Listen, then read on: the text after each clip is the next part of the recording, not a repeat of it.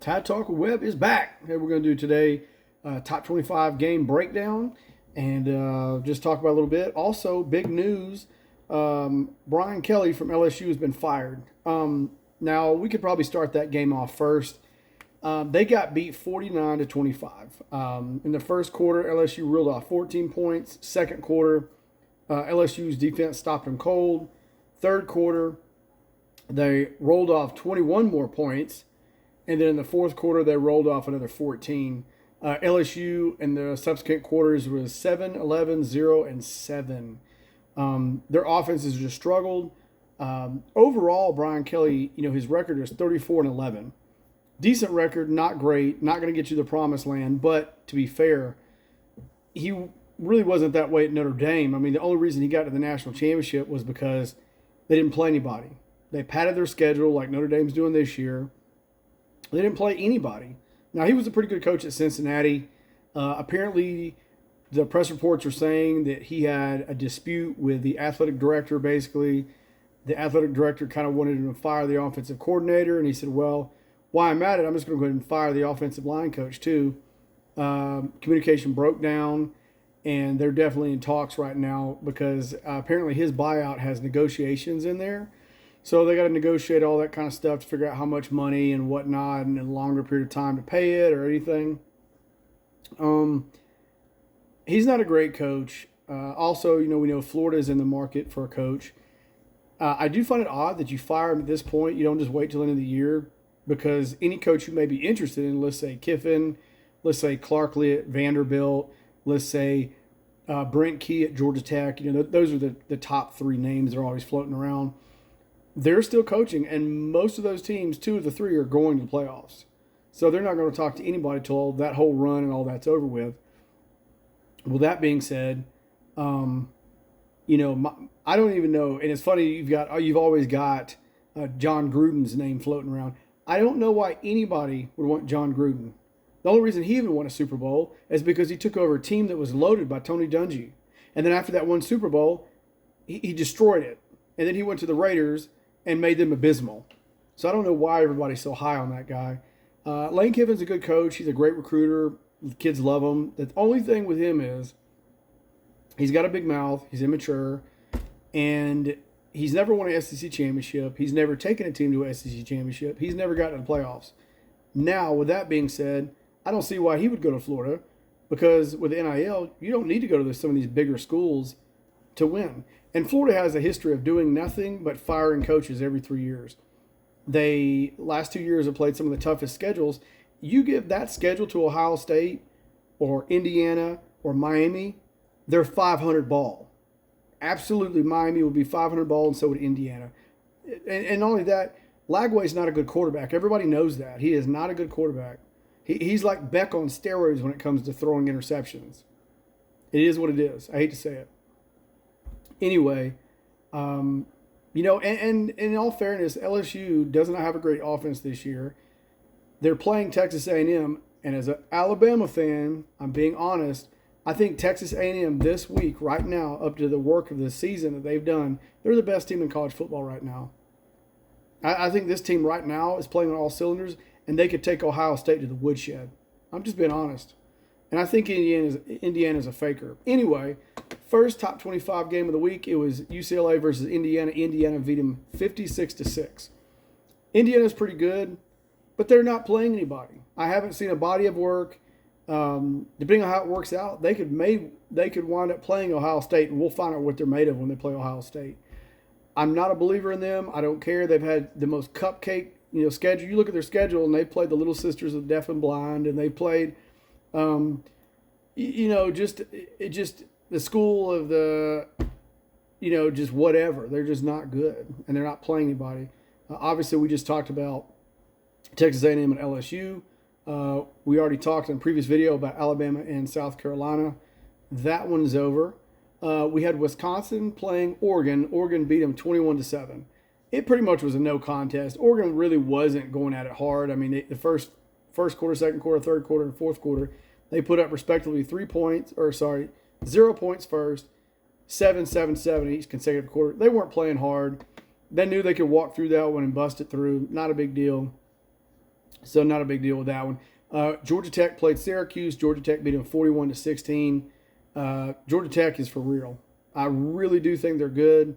Now they haven't played some top shelf, top tier teams, but they played enough teams to see a good body of work, and they could very well may wind up winning the ACC. Very good. Like I said, solid quarterback. He was last year just known as a runner, but he can do both now. They've got some receivers and some skill guys that are really, really good. Another great game I thought was Ole Miss playing Oklahoma. It was a big game. I think, honestly, that Oklahoma's out of it. They're not going to playoffs. They can't scratch back in the playoffs without a miracle. They are done. Like I said, John Mateer still got problems with his thumb that's having issues. His knee is wonky. I think they're done for the year, unfortunately. Ole Miss looks great. Trinity Chambliss looked amazing. Like I said, just in Saturday's game, he was 24 of 44 with one touchdown, 315 yards.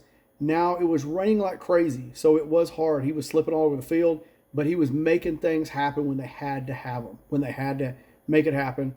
And credit to Ole Miss. Their defense under Pete Golden somehow woke up and made a bunch of stops when they had to in the fourth. They rallied back and did great. Like I said, so that was kind of a big staple for them. You had Stanford, Miami. It wasn't even a contest. Miami wins 42-7. There's not much to say. Beck was on. He had a good game. And let me just say, they I still don't know how they lost to Louisville. I guess it was just Beck's picks they had. Like I said, another great game. I thought it was one of the games of the week was Vanderbilt, Missouri. I picked Missouri to win. I felt they were pretty strong. I figured overall Vanderbilt could do it, but Missouri had a great run game. It was a defensive game all the way through. Pavia didn't do anything magical, but he scored a touchdown when he had to, so they win the game. Obviously, Missouri's quarterback, Prbula, went out with a leg injury. I think I pretty much had the same one. Like I said, so I'm going through therapy, and I got 9 more months of that to go with my leg, so I understand what he's going through, and I hate to see it. I wish both teams could have been healthy to finish the game out. It was a great, gritty, old-school SEC game. Vanderbilt's for real. They're probably going to go to a playoff spot, barring any, maybe late losses or any blowouts. I really think, though, they're going to the playoffs. Another game, BYU and Iowa State. I said that Iowa State could potentially beat BYU at home because they have a history of doing that at home. Iowa State does. But BYU, in the second half of the game, had a big interception they returned, and it turned the game for them. They won 41-27. Excuse me. Oklahoma State and Texas Tech, like I told you, it wouldn't even be a contest. 42-0, Texas Tech.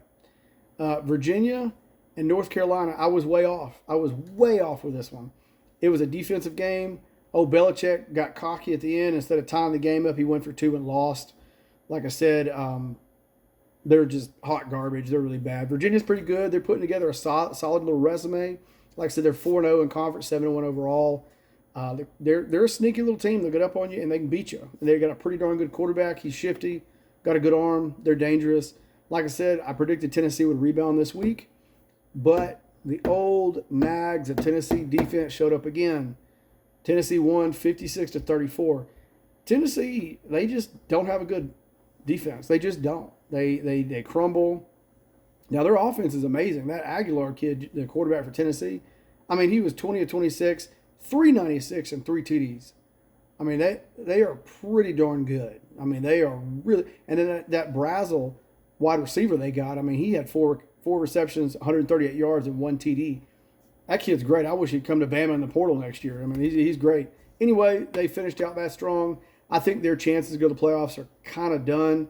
With a little luck, they could maybe get there. I'd say it's about maybe 40%.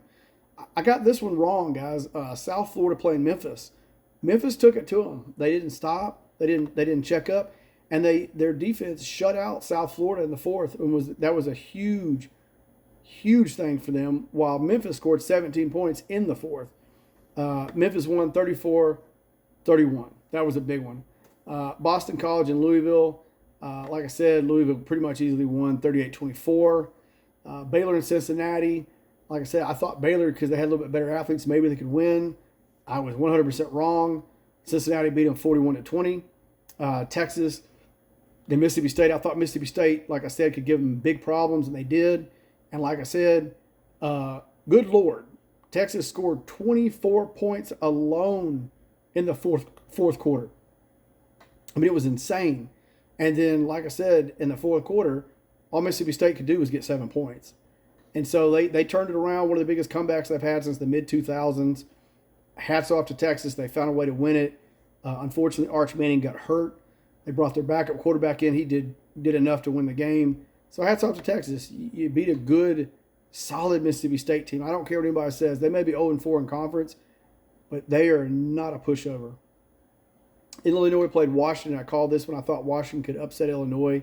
They were on a losing streak. They've lost 3 in a row.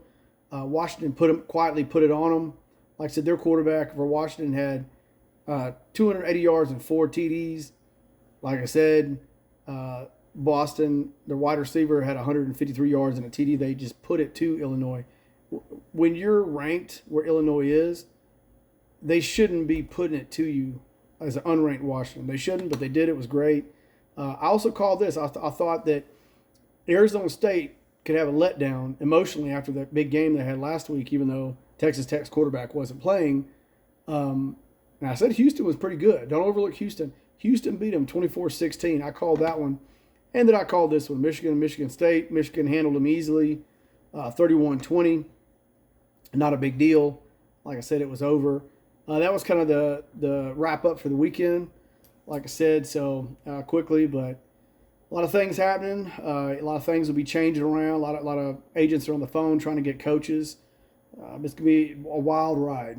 Very wild ride. Anyway, Tide Talk with Webb is out. Have a good one, y'all.